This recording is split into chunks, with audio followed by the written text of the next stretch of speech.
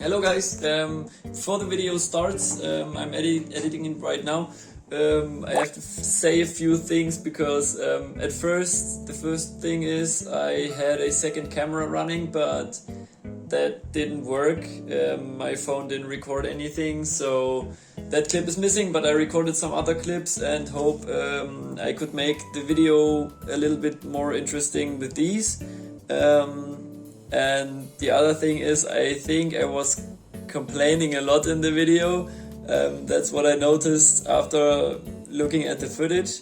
And yeah, so the car community in Europe and Germany is amazing, and it's also a lot of fun being part of that community and having like cars and modifying cars as my hobby. And yeah, I hope I will be able to work on that hobby a lot longer. But I wanted to complain a little bit, so that's what this video is about. And yeah, I hope also the audio isn't too bad, but I will improve on that in the next video. So yeah, let's cut straight to the footage. Hello guys, welcome to this new video or another auto vlog. Originally I wasn't planning on doing one today, but because I was working on another project for a different video, but a lot of traffic. But then I got stuck at one point where I tried to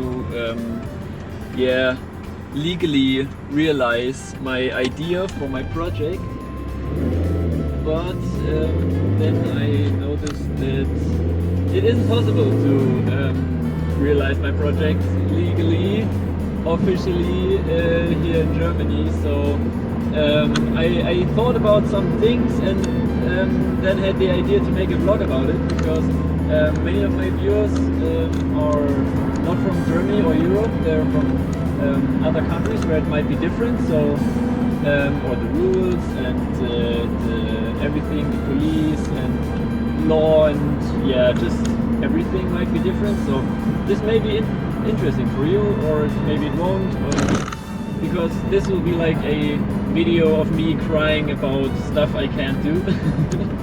But no, the thing is, in Germany we have a lot of rules about what you are allowed to modify on your car and in which way you are allowed to modify it. And then there is not a law which says, yeah, you are allowed to put a spoiler on your car, or you are not allowed to put a spoiler on your car. Every single part that you put on your car has to be like checked by some security or safety road safety company, like the TÜV or the DEKRA or any German or European association that does these tests. And these tests are super expensive, so it's for you as a private person, it's nearly impossible to do those tests maybe with your own design parts or with your own products or anything like that. So it's only possible for the manufacturers of real car parts to get these tests and everything. But that means mostly German brands or European brands of car parts really get these certifications and everything. So that's what makes it so difficult sometimes to also find parts for cars that aren't that common in Germany, because if you don't have these certificates and everything, it's sometimes nearly impossible to put those parts on your car, or put those parts in that combination on your car, like and even if you find a way, it's quite expensive, because you have to get everything legalized. To put a different wheels on your car has, in 80% of the cases, it has to be legalized or checked by these companies, and like the TÜV, or if you put a spoiler on it, or different steering wheels are pretty hard to get legal, because if your car has a, for example, if your car has a airbag from the factory, or don't has an airbag, then you can easily find a wheel which is tested for any car, and then you can put it in yours and you're fine. As far as I know, you don't take that too specific, because I also don't know everything, but that's how I understood it. But for example, my car, it has an airbag, and I think it's not that easy to like put in a aftermarket steering wheel, which mostly doesn't have an airbag. So because then, I mean, that's for example a rule that I find useful, because if you put in a wheel without an airbag and without different harnesses, I understand that, because then you put yourself in more danger than the, like, how can I explain it, how the manufacturer intended the car to be. But that's also, yeah, you put yourself in danger, not really somebody else. So yeah, but that's just German laws, and yeah, but there are also some other laws, or maybe I had the spoiler that I had wasn't originally for this car, it was for like an Opel Omega. I've talked about that in many videos now. But I was able to get it legal for my car because the spoiler has been tested. The spoiler had papers with it, it was tested for the Opel and for some focuses or something. So the TÜV knew the spoiler was gonna hold up. So I only had to go there to like show them, yeah, I put the spoiler on in a way where it won't fly off on by itself, and where it is safe. And then they said, okay, the spoiler is tested, we looked over everything that you put it on right, and then they're documenting it with pictures and everything, and then you're good to go. You pay 200, I paid 200 bucks to get, or 200 euros to get the spoiler, the wheels, in combination with the tires, and with the H&R springs, to get them, yeah, certified. And yeah, 200 bucks, it's not that bad, but it's always an additional cost that you have to yeah, consider. And something where this is really where this really plays a role is with engine swaps. Engine swaps are super expensive in Germany, because the engine swap in itself, I don't know, maybe I always look at 2cc swaps or other swaps for the MRS, but the swap in itself isn't cheap, or for me at least, as a student with, yeah, not really that much income, but the swap in itself costs maybe, I don't know, engine for 1,000, 2,000 euros, then all the harnesses and another ECU. Maybe you get to, might be able, if you sell the old engine, you might be able to get at around like maybe 3,000–4,000 euros for everything. But then you have to get it legal, because you can't just swap your engine and be fine with it. No, you have to, yeah, also get that legal. But with engines, the bad thing is you need like all the certificates for everything, for the exhaust gases, for like the emissions, and it's really hard to get all the paperwork from everywhere, because if you're doing a swap where which hasn't been done before, or where, like, for example, putting an older engine in a newer car, that's nearly impossible, because yeah, the emissions don't meet what the car has from the factory. So for example, putting a newer engine in an older car is easier to do, because then you get better emissions. So but you can get a swap like that legal. There are some 2cc MRSs driving around in Germany too. Also to some illegal ones, but yeah, that's, if you don't get caught, it's fine. So I wouldn't risk it for myself, because if your car gets taken away, you will have to wait weeks sometimes to get it back, and yeah, you pay a lot of money, and yeah, it isn't worth it in my eyes. But yeah, you can get it legal, but you also then pay like another 1,000 euros at least to, yeah, to legalize your swap. And like, if your swap costs 3,000 or 4,000 euros, another 1,000 on top is, for me, it's quite much. So that's what, yeah, what makes swaps so hard in Germany. And that might be also because why there aren't that many swaps. Like in America, nearly, I don't know, every GT86 has a Supra engine, or I don't know, every Miata has a V12 in it. But no, obviously not. But as I said, that's not really that easy. But I can understand that they don't want you to put in super old, super dirty engine in your new car.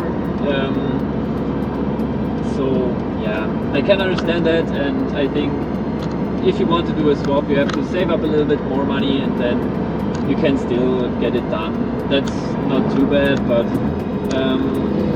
then the other thing that I thought about, because I'm and why I'm making this video, is also like small things, like adding lights to your car or something. Everything, there's a rule, and some part in the how would you call it in English, like the DIN is like a super long list of all the rules and everything that apply to nearly everything. Like there's a DIN for cars, for houses, for everything. And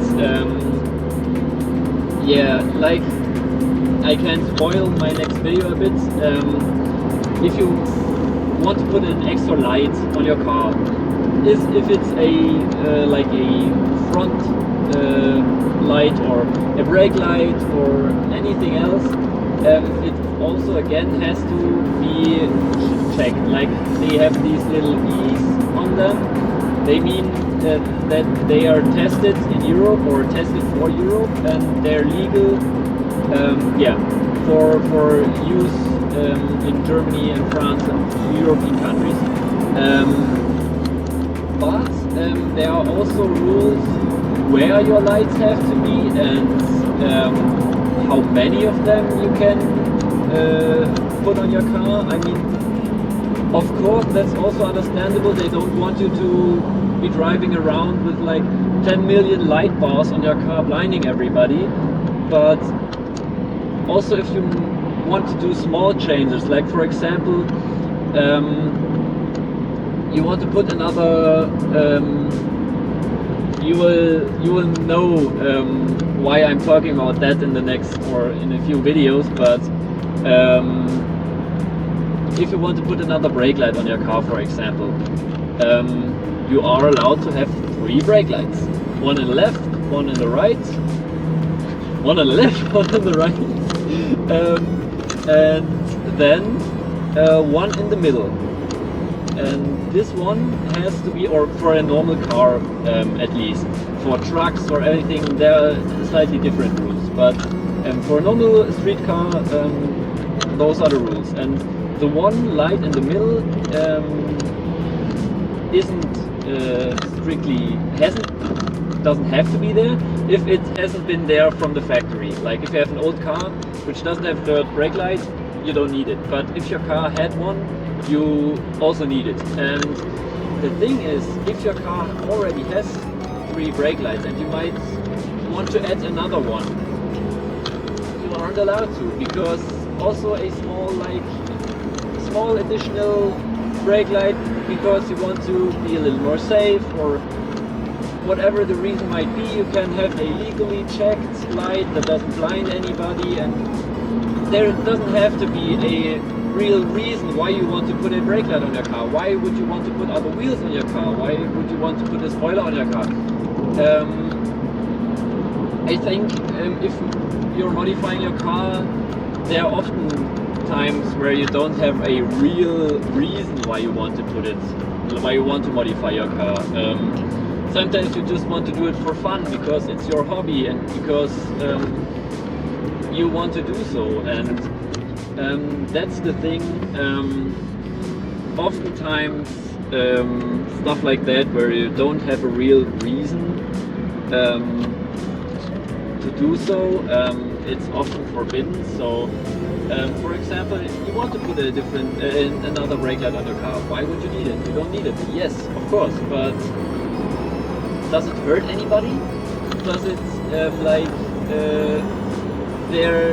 it won't hurt. Like if you put it on a spot where you don't blind anybody, where you don't like destroy anything on your car, or don't make anything like maybe confusing when you brake or something like that. If you put it on a spot where it's safe and everything is good, then somebody could say, yeah, alright, that works. Or you could go to the TÜV and because they are the ones who make your car, like check your car and check if everything's legal. And oftentimes they can decide some things, but they only can decide in the manner of the rules of the DIN. I will put another word right here what I mean with the DIN. I just can't remember the English word for it. But even if somebody from the TÜV would say, yeah, that works, that isn't bad, it works, everything's fine, even then you wouldn't be allowed to do so, because the rule says no, maximum 3 brake lights. And that's what kind of annoys me, because of course you don't need a fourth brake light, or for example maybe anything else, but that was just my example because I thought about it a lot. Of course you don't need it, but is it really necessary to forbid you putting on another one? Like, of course you could say every light that gets put on your car has to be checked if it's put on right, and if it's okay to put it there by the TÜV. I mean, I'm studying like automotive engineering, and if I'm getting my degree, I can be a studied, educated, I hope somewhat smart person, which could be working at the TÜV. And I hope like somebody at the TÜV, they will be able to decide whether it's right or not, because they're freaking engineers. So why wouldn't they be able to, or like, do you know what I mean? I think persons that really have the knowledge, why shouldn't they be able to like allow an exception? Like, of course you would have to pay them, and you could also pay like a few bucks extra for all the paperwork, and it would be worth for me. But what annoys me is that some things are just forbidden, and there isn't any way around it, even if it would be possible and how do you say it? Yeah, doable without endangering anyone, or like doing anything against any useful rules. You know what I mean? It's hard to explain. I hope I can get it across what I am trying to say. But yeah, I don't know, that was just the thing that I thought about, because I don't know, I think that's really also the point, or not that especially, but modifying your car is pretty expensive here, because as I said, you nearly have to get everything legalized. So for example, you buy wheels for 200 bucks. To put them on your car, you have to pay at least another 100 to get them legalized. So everything like gets another few euros on top for you, which you have to pay to really be legally allowed to drive around with your modification. And of course I can understand it. I also think that's a good idea, because like that there won't be any shit boxes driving around with spoilers flying off their car and endangering people. Yes, that's totally, I really like that about Germany, because I would say it makes the roads safe, but as I said, for some extent some of these rules are just too strict, and sometimes not really, some of them are not really that useful or that thought through for somebody who might have a hobby in modifying their car. But yeah, I think that's just how Germany or Europe is. It might be different in other countries, but at least in Germany, and I also think Austria's nearly the same, if not worse. I don't know.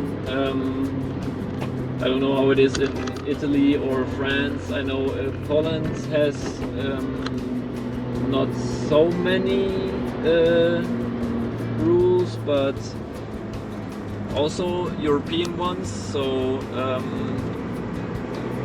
yeah, because with these little E symbols, those are parts like my exhaust, for example. The yeah, that's also a topic I can address. The muffler that I have on my MRS, that's a part that I could buy and put in my car without having to go to the TÜV or without having to legalize anything, because this part like is a factory replacement, or yeah, marked as factory replacement. So it isn't really that much louder than the original one, and it doesn't change like the power of your car that much. So, or the muffler of course doesn't change any power or anything, but some parts get these E symbols on it, which you then can just swap. Or for example, motorbikes, there are different brake handles and clutch handles and stuff like that. There are parts which you can just put on your car. You take the papers with you that come with the part, that if a policeman stops you, an officer stops you, you can show them, yeah, here these parts are legal, I'm legally allowed to drive around with them, and then you're fine. That's also the case, but those are mostly not the parts you want, because you want louder, or many people want louder exhausts, or wider tires, or wheels with different offsets. So yeah, there are parts, but yeah, it's not the majority, so that's not that cool. And a great example would be for like what I tried to explain is, if there isn't any part which is tested and has it's called an ABE, an ABE, or it's called an allgemeine Betriebserlaubnis. It's like a general like certificate which says, yeah, you can put that on your car and it's fine. It's a little bit similar like the E number, what I talked about, but yeah, these parts are a bit more different from the yeah, stock parts. E number parts are all often like pretty similar to the original ones, but yeah, I have to look a little bit on that intersection. But for example, for my MRS, there is, or for many cars, there are no like real performance headers, and I don't know. Of course, all right, for the MRS, there are like the precats in the header. But for other cars which don't have the precats in the header, there are sometimes also no headers available, like high performance ones, which are legal. Because I don't know, nobody tests these parts because I don't know why, and there is like no real possibility to legally get somebody to check your car and to legalize a part without any number on it, without any papers and stuff like that. And the other thing is, even if the MRS has the pre-cat, if you swap in the 2cc and put in a different header just with the main cat, you will have similar like emissions, I would say roughly, because the MRS also only uses the main cats, the pre-cats for the warm-up process. So yeah, if you would do a new emissions test, you could like warm up your main cat and then do the test and it would be fine. But alright, taking out the pre-cats with a different header, that this isn't allowed, alright, but it's this like no number on the part, no chance to get it legal. Or also with different like wings or other parts from materials like carbon fiber or something. If you want to put any parts, plastic part like ABS part or fiberglass or carbon or anything on your car, you have to have papers. Like the best thing would be an ABE, which says, yeah, this part is made for the MRS, maybe a front splitter for the MRS. It's made for the car, you have to get it checked and legalized if you put it on right, and then you're allowed to drive with it. That is the best case scenario. But if you don't have that, the other last possibility for you is like to have a certificate of the material that this is made out of. So the company would have to give you would have to have made a test of the material, which like says, yeah, our carbon is like has these parameters and it can hold up this much pressure, or like the mounting holes are that sturdy or something like that. Some tests for the structural rigidity of the material at least. And with that paper you can then go to the TÜV or the DEKRA or the GTÜ, any of these organizations, and say, yeah, here I have this part put on my car, here is the paper which says the material is fine, the material won't just fall apart, and then the person at the TÜV can say, alright, you put it on right, the material seems fine, so I see no reason why it would endanger anything, or why it would be dangerous to drive around with it. And then you might be able to get it legalized. But oftentimes it's the case with, like for example for the MRS, I want to import a part from Japan, from America, from Russia, from whatever country, and they don't do these tests. Then you're right, cool, I have a part which is maybe made from better carbon than German parts, but I have no way to prove it. And then you're standing there without any real chance of getting that part legal. And I don't know, that just makes it frustrating sometimes. But nevertheless, to end the video right here, not to extend it too much, this might be a longer video, I haven't looked at the time, but I think it's a pretty interesting topic, and I'm also very curious to see how that will develop in the future years, in the coming years.